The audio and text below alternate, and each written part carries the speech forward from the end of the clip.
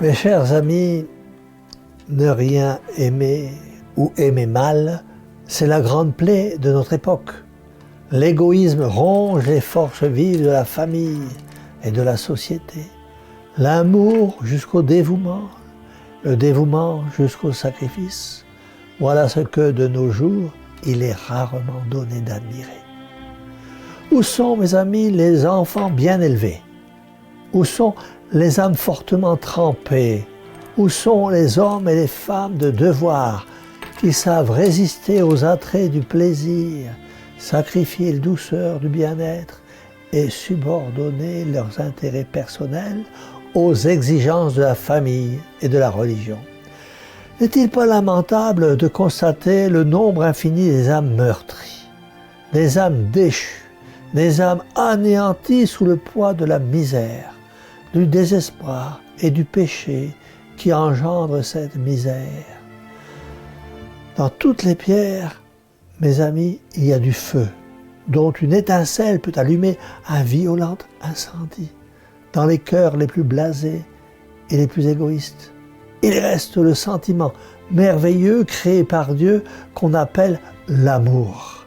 Sentiment qui, s'il s'embrase, peut enflammer l'âme de tout un peuple. Mais il faut frapper ces cœurs, il faut les mettre en contact avec une force énergique qui réveillera cette étincelle cachée, cet amour latent, la force qui fera jaillir ce feu. Nous la connaissons, c'est le cœur eucharistique du très saint Rédempteur. Ce cœur eucharistique qui renferme l'amour incarné et vivant au milieu de nous dans le très saint sacrement. C'est Jésus montrant d'une main son cœur blessé et de l'autre tenant sa croix et la serrant avec tendresse sur sa poitrine. Cette croix et ce cœur eucharistique, ce cœur sacré et miséricordieux, voilà les deux foyers de lumière et de charité qui seuls peuvent enflammer les âmes pour la pratique de la vertu. C'est Jésus-Christ nous aimant jusqu'au sanglant sacrifice du calvaire, renouvelé chaque jour sur l'autel. C'est Jésus-Christ portant par amour la croix qui lui impose la volonté de son Père et qui doit sauver le monde. Ah mes amis, à la vue de la Sainte Hostie, à la vue du corps du Christ, après avoir médité sur la grandeur infinie du sacrement de l'autel, vous serez tous plus chrétiens et imitateurs du Christ. Vous vous laisserez inspirer par cet amour divin qui pousse au dévouement. Vous supporterez avec joie les croix inévitables de la vie parce que vous les accepterez par amour pour le bon Dieu.